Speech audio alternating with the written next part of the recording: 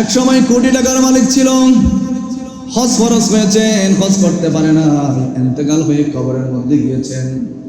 আমার নবীর দরবারের মধ্যে এক সাহাবী আসলেন, নবীজি আমার বাবা তো হজ করতে পারে নাই, কি করো? আমার নবী বললেন, তুমি তোমার বাবার পক্ষ থেকে হজ করতে যাও।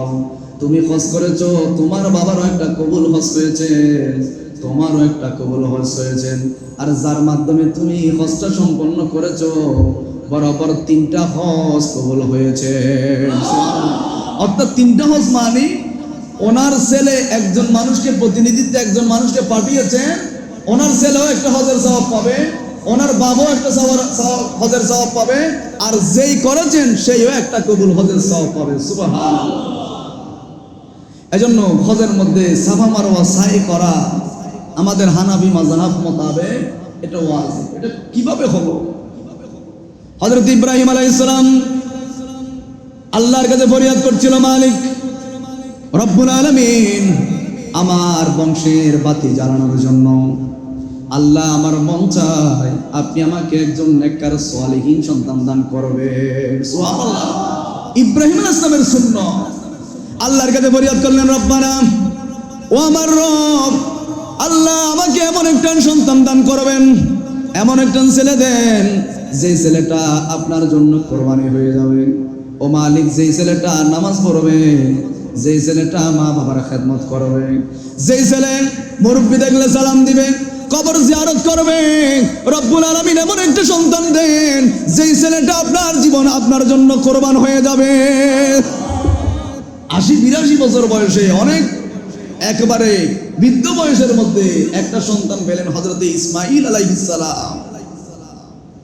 আল্লাহ রাব্বুল আলামিন ছেলে যখন হয়েছেন, বাবারও ভালো লাগতেছে, এতদিন পর একটা ছেলে হলো। ছেলে নিয়ে খেলা করতে লাগলেন। হঠাৎ করে একদিন আল্লাহ এলান করলেন, ও ইব্রাহিম, তোমার কি ছেলের প্রতি মহব্বত নাকি আমি আল্লাহর প্রতি মহব্বত দেখতে চাই? ছেলেকে কাছে রাখা যাবে না। স্ত্রী সহ দুধের বাচ্চা, মাসুম একটা বাচ্চা, দুধের বাচ্চা, কোনো কিছু খাইতে পারে না। আল্লাহ রাব্বুল আলামিন নির্দেশ দিলেন, সাথে রাখা যাবে না, সাথে রাখা যাবে না, তাকে পাহাড়ের মধ্যে দিয়ে আসো, মরুভূমি একটা উপত্যকার মধ্যে দিয়ে আসো। আল্লাহর অর্ডার, দেরি করে নাই। হাজরা আলাইহিস সালাম, ইসমাঈল আলাইহিস সালাম ছোট একটা বাচ্চা, দুজনকে নিয়ে আস্তে আস্তে রওনা করলেন পাহাড়ের দিকে। যেতে যেতে পাহাড়ের মধ্যে যখন গেলেন, ওখানে তাদের জন্য কিছু খেজুর এবং কিছু 1 মশক পানি তাদেরকে দিলেন, চলে আসবেন রিপিট। হাজরা আলাইহিস সালাম বললেন, ও আমার স্বামী, এটা কি আপনার আদেশ নাকি মালিকের আদেশ? সুবহানাল্লাহ। এটা কি আপনি আদেশ করেছেন? এটা কি আপনার ইচ্ছা নাকি আমার মালিকের ইচ্ছা? বললেন, মালিকের ইচ্ছায় তোমাদেরকে এখানে রেখে যাচ্ছি। সুবহানাল্লাহ। এটা মালিকের ইচ্ছা। হযরত ইসলাম বললেন, ও আমার স্বামী, আপনার কদমের নিচে তো আমার জান্নাত লিখেছেন কে? একটু পাঠা দেন। কিতাবের মধ্যে এসেছেন, আমার মহিলারা যারা শুনছেন, স্বামীর খেদমত করেন না, আপনি জান্নাতের আশা করেন। স্বামীকে খাবার রান্না করে দিতে চান না, আপনি জান্নাতের আশা করে। আপনি হযরতে হাজরা আলাইহিস সালাম থেকে শিক্ষা নেন। উনি বললেন, ও আমার স্বামী, আপনি তো চলে যাবেন, আপনার তো খেদমত আমি করতে পারবো না, আমাকে একটু সময় দেন, আমি আপনার একটু খেদমত করব, আপনার একটু সেবা যত্ন করব, আপনার একটু সেবা যত্নের মাধ্যমে আমি কিছুক্ষণ সময় অতিবাহিত করতে চাই। সুবহানাল্লাহ। তখন ইব্রাহিম আলাইহিস সালাম খুশি হয়ে গেলেন। স্বামী যদি খুশি হয়ে যায়, কোনো মেয়ে যদি স্বামী ইন্তেকালের সময় যদি তার স্বামী যদি ওই মহিলার উপর যদি সন্তুষ্ট থাকে, আমার নবী বলেন, ওই মহিলাকে যিনি জান্নাত দিবেন বলেন তিনি কে? এখন তো স্বামী স্ত্রীর প্রতি মহাব্বত নাই, যেই যার যার মতো। একজন চাকরি থেকে এসে মোবাইল এদিকে টিপতেছে, আর একজন এদিকে টিপতেছে, যাক ওইটা অন্য বিষয়।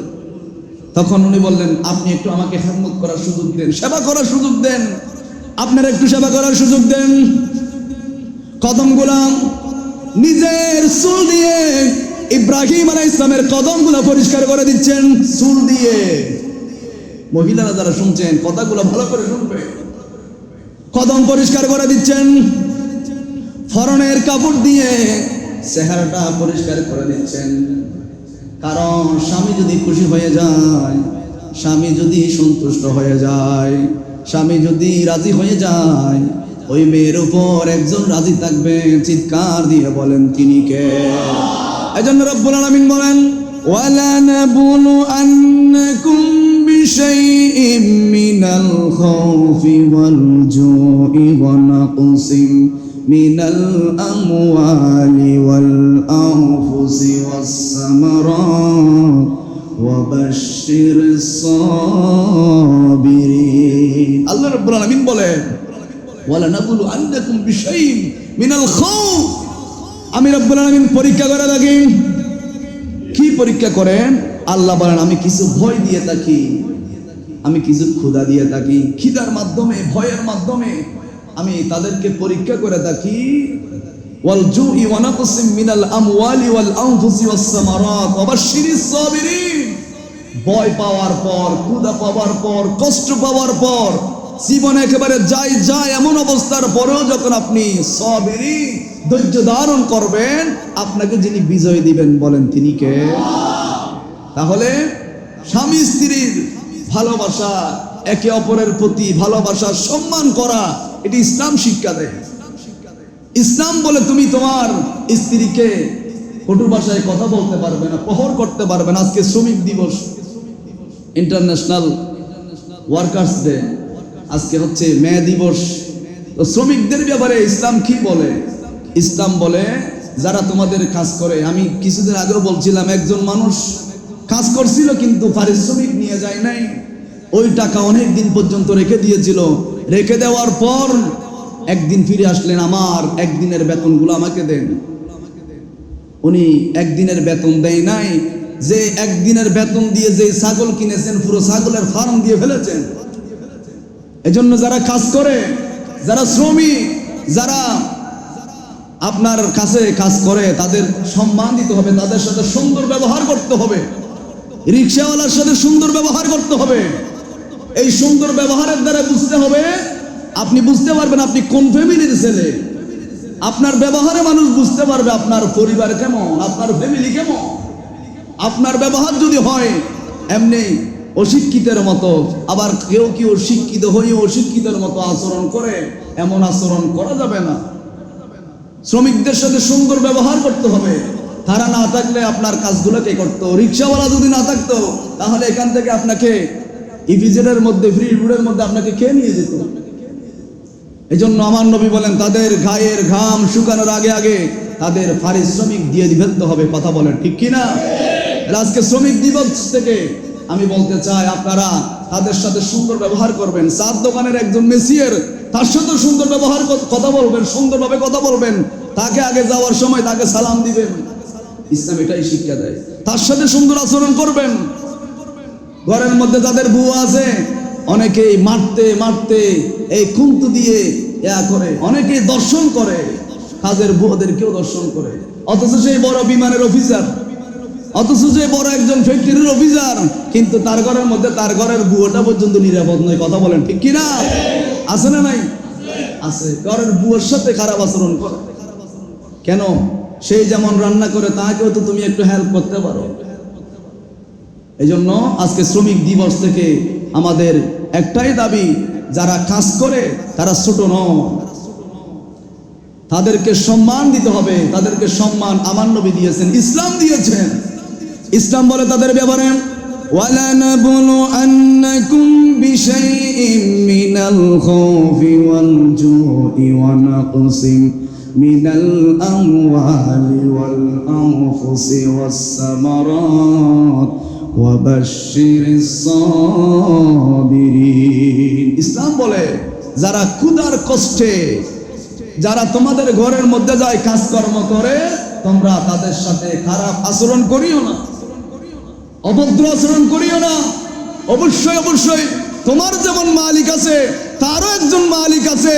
তিনি সিসি ক্যামেরা দিয়ে নয়, তিনি সরাসরি প্রত্যক্ষণ করছেন তুমি কি আচরণ করছো, তার সাথে কেমন ব্যবহার করছো। এজন্য সুন্দর ব্যবহার করার প্রয়োজন আছে না? আমরা তো বলি, বললে জানাজায় যাব না। আমাদের রাগের কম নয়। একজন আরেকজনকে বলছে, এই বললে আমি জানাজা পড়াবো না, 14 গোষ্ঠী জানাজা পড়াবে না, এর জানাজায় আমি যাব না, এরকম বলা তো আছে না নাই? মৃত্যুর সময় কি এমন কথা কেমনে বলবো ভাই? এই যে কতদিন আগে মিডিয়ার মধ্যে দেখলাম অমুক মুক্তিযুদ্ধের জানাজা, তাতে বাংলাদেশের কেউ না পড়ে। একজন খারেজি মাইন্ডের একজন মানুষ বলতেছে অমুক ফজলুর রহমান নামক এক সংসদ সদস্যের জানাজা নাকি পড়া যাবে না। কেন? সেই সুন্নিদের পক্ষে কথা বলেছে। নাউজুবিল্লাহ বলেন না। সুন্নিদের পক্ষে যারা কথা বলবে তাদের জন্য একজন নয়, দুজন নয়, কোন খারেজি দিয়ে তাদের জানাজা হবে না, সুন্নি আলেম দিয়ে তাদের জানাজা হবে। কথা বলেন ঠিক কিনা? তোমাদের মতো খারেজির জানাজা পড়াতে হবে না।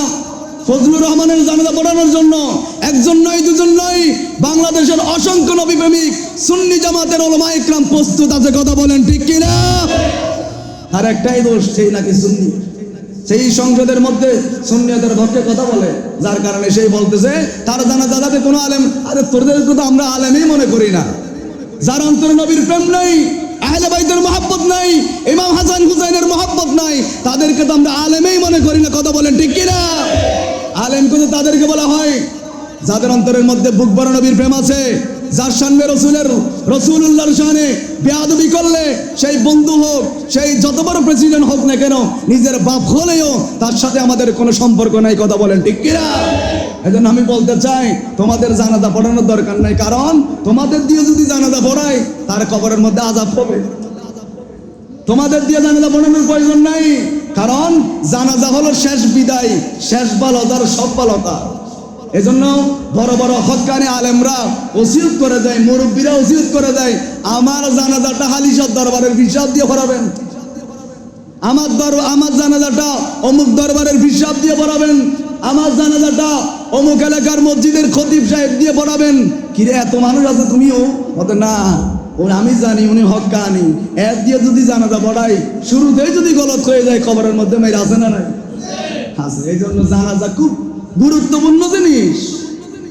এজন্য যারা ইমানদার, যারা মুত্তাকি, তারা জানাজার নামাজ এটা খুবই গুরুত্বপূর্ণ, কারণ জানাজার নামাজের মাধ্যমে প্রমাণ হবে আপনার ফয়সালা কি হবে। কাগজ নিয়ে লিপিবদ্ধ করা হয় আপনার জানাজার মাধ্যমে।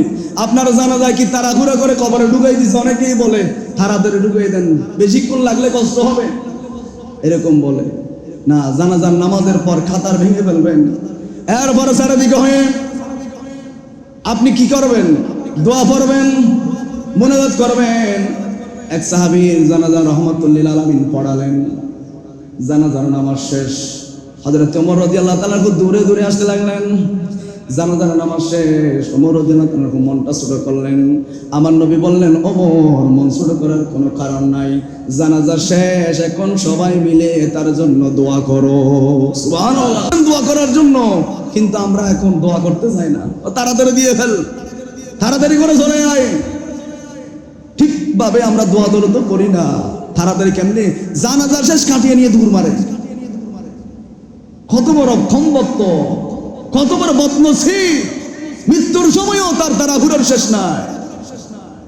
এজন্য রব্বুল আলামিন বলেন, وَلَنَبْلُوَنَّكُمْ بِشَيْءٍ مِّنَ الْخَوْفِ وَالْجُوعِ وَنَقْصٍ مِّنَ الْأَمْوَالِ وَالْأَنفُسِ وَالثَّمَرَاتِ وَبَشِّرِ الصَّابِرِينَ। আল্লাহ রাব্বুল আলামিন বলেন, ওয়ালানাবলুআন্নাকুম বিশাইইন, আমি রব্বুল আলামিন ভয় দিয়ে তোমাকে পরীক্ষা করব। বিজলি যে চমকায়, আল্লাহ বলেন এই বিজলির মধ্যে ভয়ও আছে, আবার আশার বাণীও রয়েছেন। বিশাইইন মিনাল খাউফি ওয়াল জু'i ওয়া নাকসিম মিনাল আমওয়াল ওয়াল আনফুসি ওয়াস সামারাত ওয়া বাশশিরিস সাবিরিন। আল্লাহ বলেন তোমাকে আমি সম্পদ দিলাম, জীবন দিলাম, ফল ফলাদি দিলাম, এগুলো ক্ষতি করব, জীবন চলে যাবে, ছেলে মারা যাবে, এগুলোর দ্বারা আমি পরীক্ষা করব। যখন তুমি ওয়াল আনফুসি ওয়াস সামারাত ওয়া বাশশিরিস সাবিরিন, যখন তুমি ধৈর্য ধারণ করবে, আল্লাহ রাব্বুল আলামিন বলেন, হাবিব তাদেরকে সুসংবাদ দিয়ে দেন, তাদের সাথে পৃথিবীর কেউ নেই, রয়েছেন কে?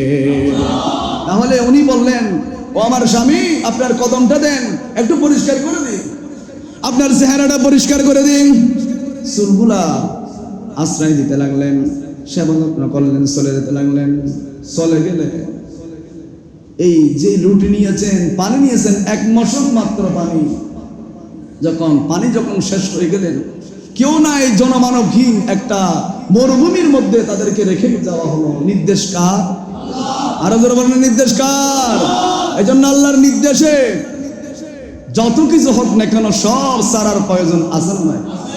ইসমাইল ইসলাম এবং ইব্রাহিম আলাইহিস সালাম এবং হাজার আলাইহিস সালাম তারা আমাদেরকে এটাই শিক্ষা দিয়েছেন, আল্লাহ যদি সন্তুষ্ট না থাকে আমরা ওইদিকে যাব না। আল্লাহ যদি নারাজ হয় তার সাথে আমাদের সম্পর্ক নাই। আল্লাহ যেখানে সন্তুষ্ট সেখানে আমরা যাব, আল্লাহর সন্তুষ্ট চাইব। চলে গেলে কেউ নাই, পানি নাই, খাবার নাই, কিচ্ছু নাই, গাছগাছালা নাই, কোনো কিছু নাই।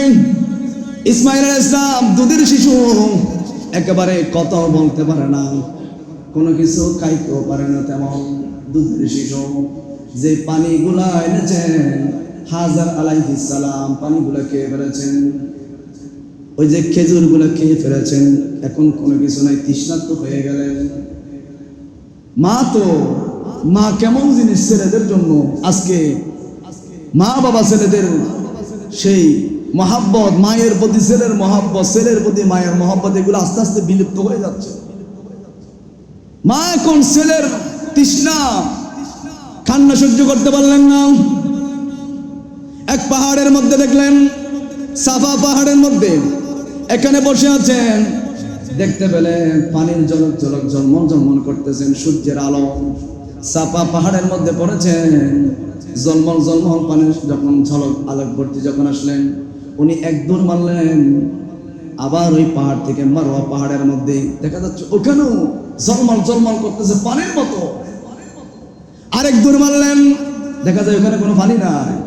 আবার ওই পাহাড় থেকে পাহাড়ের মধ্যে আবার দৌড়ে আসলেন, আবার দৌড়ে আসলেন, আবার দৌড়ে আসলেন, বরাবর 7 বার করলেন। বলেন কয়বার? আরো জোরে বলেন কয়বার? এই জিনিসটা হাজার আলাইহিস সালাম নিজের ছেলের জন্য কষ্ট করেছেন। এই জিনিসটা পৃথিবীর কেউ পছন্দ করে নাই, একজন পছন্দ করেছেন। বলেন তিনি কে? যতগুলো হাজি হাজ নাই না খারামাইন, যতগুলো হাজি সাহেব আল্লাহর ঘরের মেহমানরা সামর্থ্য হয়েছেন, ক্ষমতা আছে, সম্পদ আছে, বল আছে, হজ করার জন্য যারা মক্কা মদিনার মধ্যে যাবেন, মদিনা শরীফের মধ্যে, মক্কা শরীফের মধ্যে যারা যাবেন, প্রত্যেক হাজিদের জন্য হাজার আলাইহিস সালামের এই দূরে 7 বার তাওয়াফকে যিনি ওয়াজিব করে দিয়েছেন, বলেন তিনি কে? দেখছেন, আল্লাহ ভালোবাসলে, আল্লাহর জন্য যদি জীবন দিয়ে ফেলেন, আল্লাহর জন্য যদি কোরবান হয়ে যান, আল্লাহ এটা আপনাকে যাজা দুনিয়াও দিবেন, আখিরাতের মধ্যেও দিবেন। আল্লাহর পছন্দ হয়েছে আমার বান্দেনি দৌড়াদৌড়ি করতেছেন পানির জন্য, ছেলেকে খাওয়ানোর জন্য, আল্লাহর এটা বেশি পছন্দ হয়েছে। 7 বার দৌড়েছেন, পানি না পেয়ে যখন রিপিট ইসমাইল আলাইহিস সালামের কাছে ফিরে এসেছেন, তখন দেখতে পেলেন ইসমাইল আলাইহিস সালাম পায়ের আঘাতে ঝর্ণা সৃষ্টি হয়েছেন, জমজম কূপ সৃষ্টি হয়েছেন। এই জমজম এটা সুরিয়ানি ভাষা। পানি যখন সৃষ্টি হয়েছেন, পানি বলখত উঠতে লাগলেন, যখন পানি চারিদিকে চলে যাচ্ছে, হাজার আলাইহিস সালাম বড় বড় পাথর নিয়ে চারিদিকে বাদ দিতে লাগলেন। আর বাদ দেওয়ার সময় বলতেন ঝমঝম, মানে থেমে যা, পানি থেমে যা। এটা সুরিয়ানি ভাষায় বলছেন জমজম, মানে থেমে যা, এই পানি থেমে যান। চারিদিকে বাদ দিয়ে ফেললেন, পানি আর কোথাও যাচ্ছেন না, পানি উঠতেছে আর উঠতেছে। নিজেও খেলেন, মশকের মধ্যেও নিলেন, নিজের ছেলেকেও খাওয়ালেন। এই পানি যে জমজমের পানি, এই যে ইসমাইল আলাইহিস সালামের পায়ের আঘাতে যে জমজমের পানি সৃষ্টি হয়েছেন, সেই থেকে যে পানি আরম্ভ হয়েছেন, এখনো কি সেই পানির তামাতামি আছে? আরো জোরে বলেন না আছে? এই পানি দিয়েছেন কে? আল্লাহ রাব্বুল আলামিন বলেন, পৃথিবীর মধ্যে যে পানি আছে, এই পানির দ্বারা মানুষের তৃষ্ণা নিবারণ হয়ে যায়, তৃষ্ণা মিটে যায়, কিন্তু ক্ষুধা মিটে না। জমজমের পানির মধ্যে এমন জিনিস আছে, শুধু তৃষ্ণা নিবারণ হয় তাই নয়, জমজমের পানির দ্বারা মানুষের ক্ষুধা পর্যন্ত নিবারণ হয়ে যায়।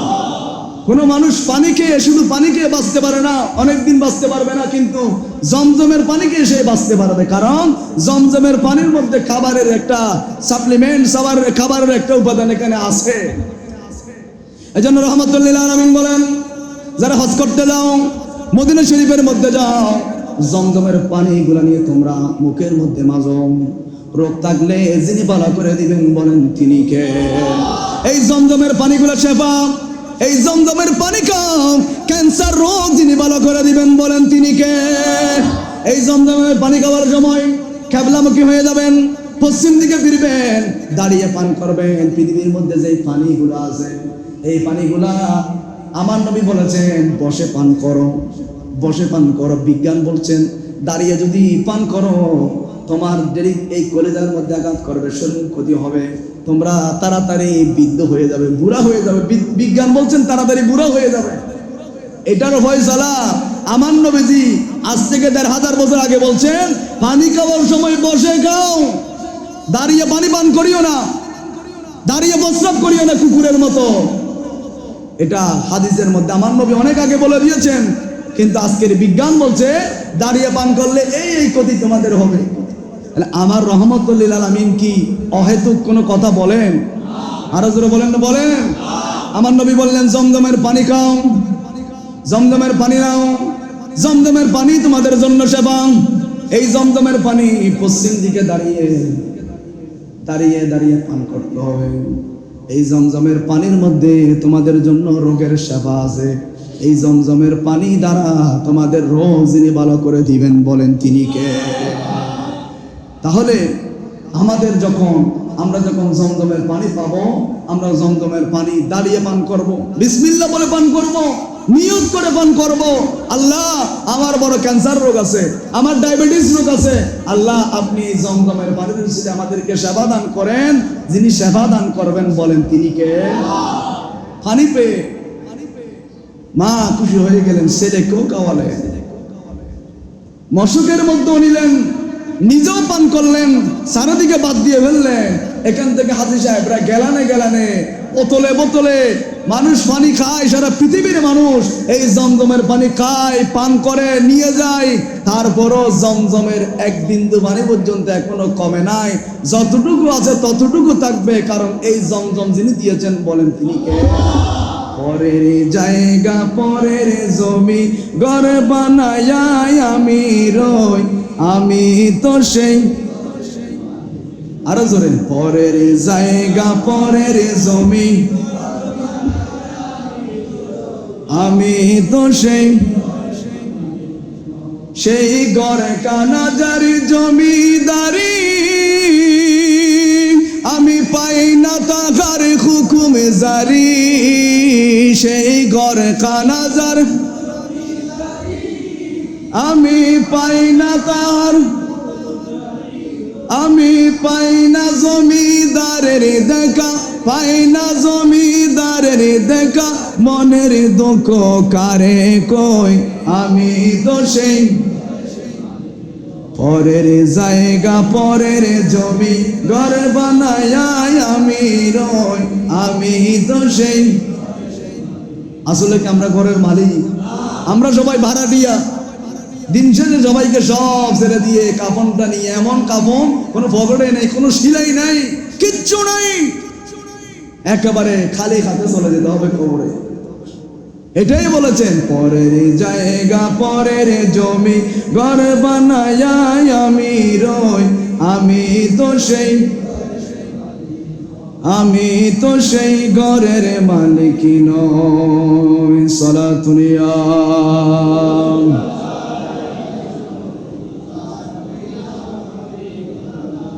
से आज़म आपसे फरियाद है, जिंदा पीर है पाको मिल्लत कीजिए। सलातुनिया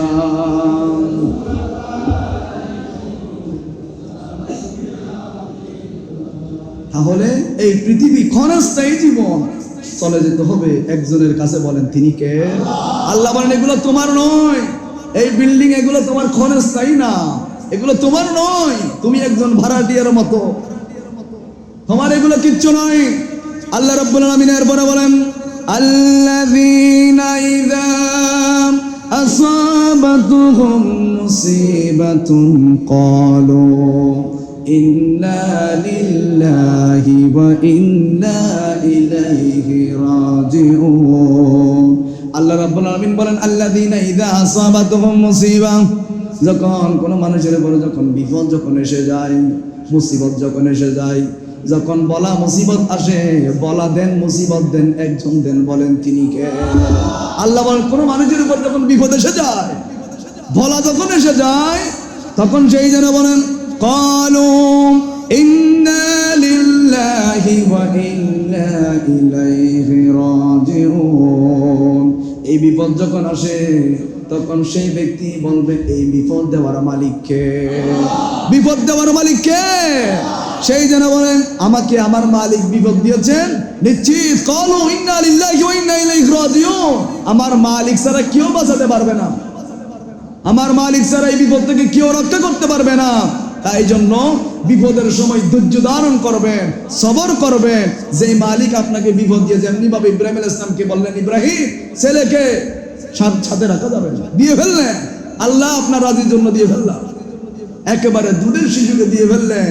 আবার হাজর আলাইহিস সালাম আমাদেরকে শিক্ষা দিয়েছেন, মহিলারা যারা শুনছেন, শুধু পাহাড়ের মধ্যে থাকলে হবে না, এখানেও স্বামীর সন্তুষ্ট প্রয়োজন, এখানেও স্বামীকে রাজি করতে হবে, খুশি করতে হবে।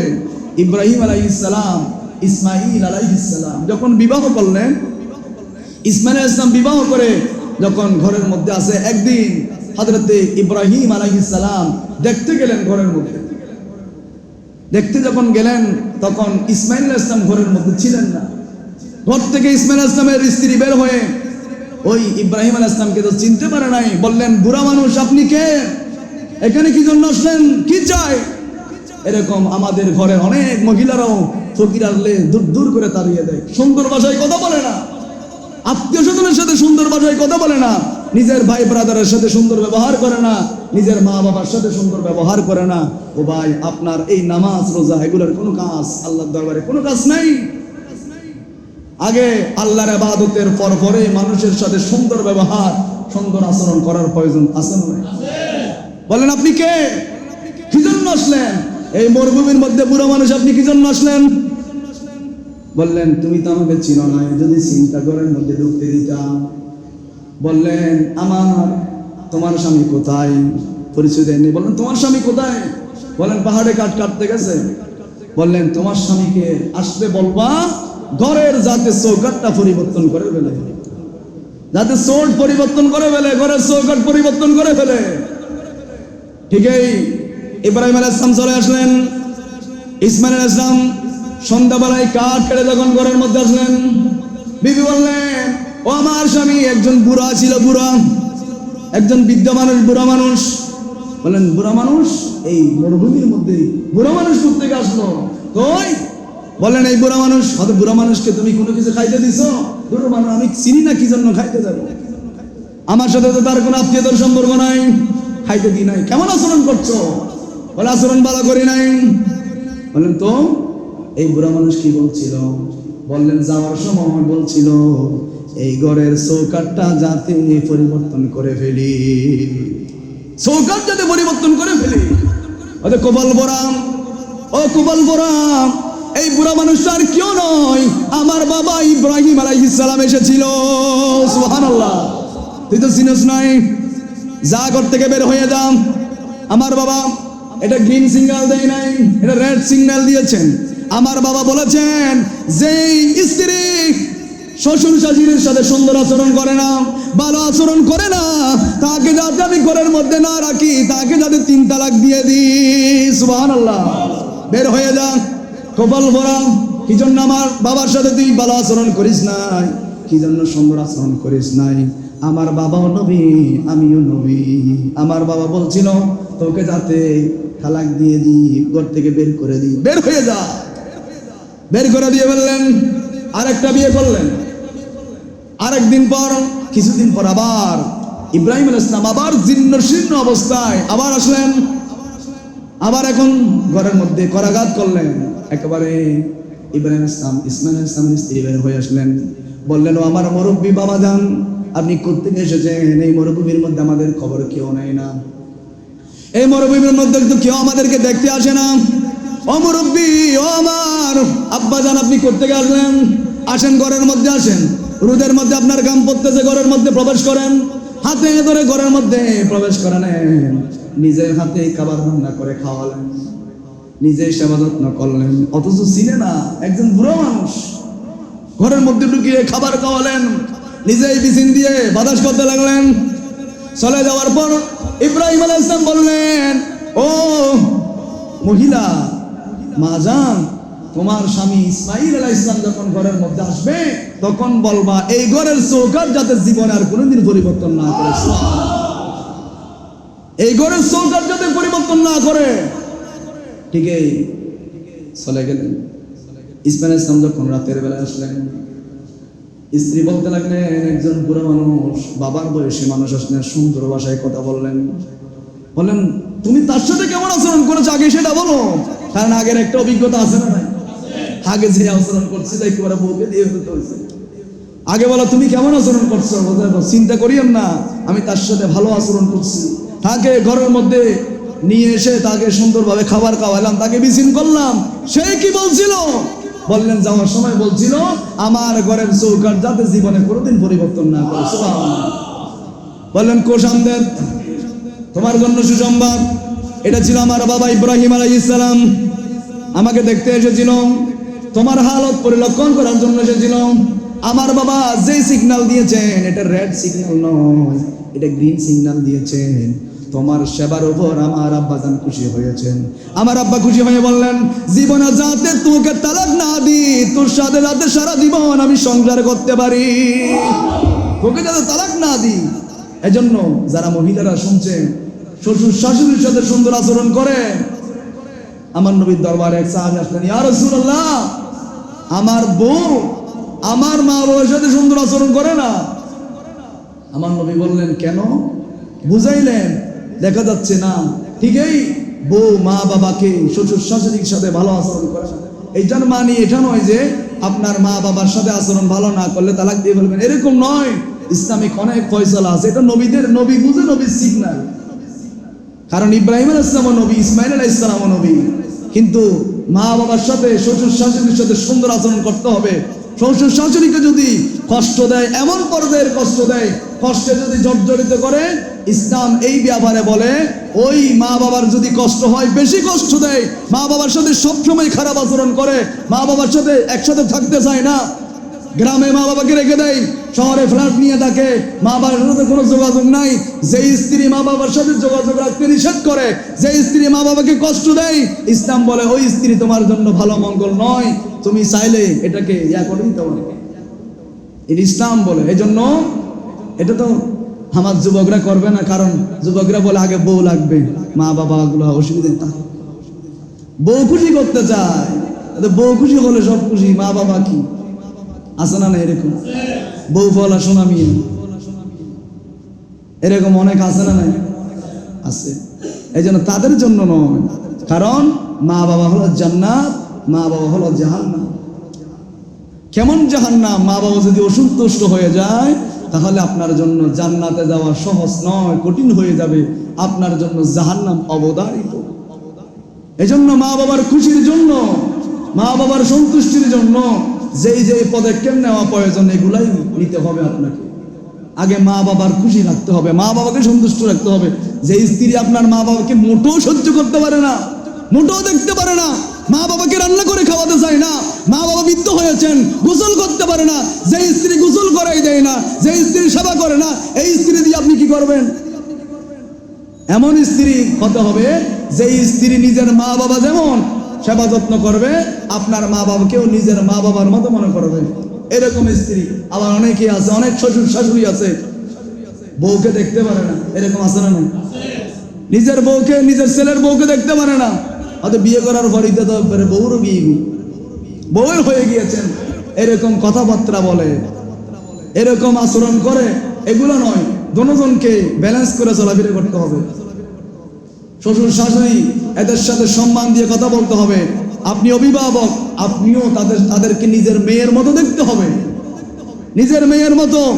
ছোট আসছে আপনার ঘরের মধ্যে পরিচিত, ও তো আগে কোনো কাজ করে নাই, এখন যদি আসার সাথে সাথে বলেন সব কাজ তুই করবি, রান্না সব তুই করবি, গরু ছাগল সব তুই দেখবি, এরকম নয়। ব্যালেন্স করে চলাফেরা করতে হবে, একজন আরেকজনকে ছাড় দিতে হবে, সম্মান করতে হবে। যেই ফ্যামিলির মধ্যে সম্মান নাই, নিজের বড় ভাইকে ছোট ভাই সম্মান করে না, বড় ভাই ছোট ভাইকে স্নেহ আদর স্নেহ করে না, একজনের সাথে আরেকজনের দূরত্ব আর দূরত্ব, ওই ফ্যামিলি শান্তি নেই। নিজের মা বাবার প্রতি সম্মান নাই, নিজের মা বাবার প্রতি ভালোবাসা নাই, কোটি টাকা কামাই করলেও দেখবেন শান্তি আপনার ঘরের মধ্যে থাকবে না, বুঝছেন? এজন্য নিজের মা বাবার প্রতি সম্মান, বড় ভাইয়ের প্রতি ছোট ভাইয়ের সম্মান। একটা অপরাধ হয়েছেন, একটা ভুল বুঝাবুঝির কারণে বছরের পর বছর বড় ভাইয়ের সাথে ছোট ভাই কথা বলেন, তোর জানা তুই বললে তোর জানা যাতেও আমি উপস্থিত হবো না, তুই বললে তোর খাটিও আমি ধরবো না, কবর জিয়ারতও করবো না, কত বড় বড় অভিশাপ দিয়ে দেয়। আহা, এগুলো বুঝে না। নিজের বড় ভাইকে জড়িয়ে ধরবেন, অপরাধ করলে জড়িয়ে ধরবেন, ভুল করলে জড়িয়ে ধরবেন নিজের বড় ভাই। কারণ আপনার যত বড় বিপদ হোক না কেন, রাতের 3টার সময় বড় ভাইকে যদি ফোন করেন, ভাই এখানে আমার বড় বিপদ, অ্যাক্সিডেন্ট করেছি, পৃথিবীর কেউ না আসুক, পৃথিবীর কেউ না আসলেও আপনার বড় ভাই নামক বটগাছটা ছুটে যাবেন, ঠিক কি না বলেন? কার সাথে আপনি রাগ করেন, কার সাথে আপনি গোসা দেখান, পৃথিবীর কেউ না আসলেও আপনার ছোট ভাইটা ছুটে যাবেন, আপনার বড় ভাই ছুটে যাবেন, আপনার মা ছুটে যাবেন, আপনার আত্মীয় স্বজনরা ছুটে যাবেন। এজন্য তাদের সাথে কখনো রাগান্বিত হবেন, সব হবে, ঝগড়া বিভেদ হবে। মানুষ, আমরা তো ফেরেশতা না, আমাদের সাথে ঝগড়া বিভেদ হবে, ভুল বোঝাবুঝি হবে। এটা যাতে দীর্ঘস্থায়ী না হয়, এটা যাতে ক্ষণস্থায়ী হয়, ভুল হয়েছেন আরেকজন, এটা শুধরে নিতে হবে, ভুল স্বীকার করতে হবে, তবেই ফ্যামিলির মধ্যে শান্তি দিবেন কে? আল্লাহ। এজন্য রব্বুল আলামিন বলেন, আল্লাযীনা ইযা আসাবাতুহুম মুসিবাতুন ক্বালু ইন্না লিল্লাহি ওয়া ইন্না ইলাইহি রাজিউন। বিপদের মধ্যে পড়েছেন, কষ্টের মধ্যে পড়েছেন, জান চলে যায়, বিপদের মধ্যে পড়েছেন, এমন অবস্থার মধ্যেও যখন বলবেন ক্বালু ইন্না লিল্লাহি ওয়া ইন্না ইলাইহি রাজিউন, আমার একজন রব রয়েছেন যিনি রক্ষা করবেন, বলেন তিনি কে? এজন্য মানুষের সাথে সুন্দর আচরণ। শ্রমিক দিবসে আমাদের একটাই কথা, যারা শ্রমিক তারা আপনার মেহমান, তাদের সাথে সুন্দর আচরণ করবেন। আমার নবী বলেছেন সুন্দর আচরণ করার জন্য, আমার নবী বলেছেন তাদের পারিশ্রমিক দিয়ে দেওয়ার জন্য। তাদেরকে ঠকানো যাবে না, তাদেরকে বেশিক্ষণ কাজ করানো যাবে না, যতটুকু আপনার এর মধ্যে রয়েছেন এতটুকু কাজ করাবেন। তাদের সাথে, ঘরের বুয়োর সাথে, কাজের মানুষের সাথে খারাপ আচরণ করা যাবে না। এইভাবে যদি আপনি করতে পারেন, ভালোবাসা দিয়ে যখন আপনি তাদের সাথে কথাবার্তা বলবেন, প্রত্যেকটা কথার মাধ্যমে যিনি আপনার জন্য সব লিপিবদ্ধ করবেন, বলেন তিনি কে?